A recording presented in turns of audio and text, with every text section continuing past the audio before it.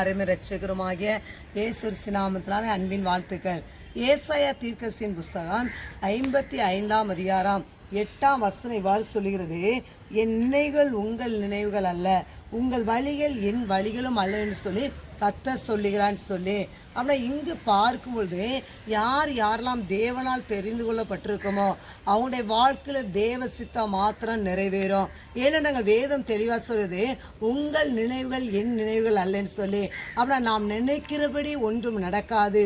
ஏன்னா தேவ சித்தம் நம்மளுடைய வாழ்க்கையில் நடைபெறுதா.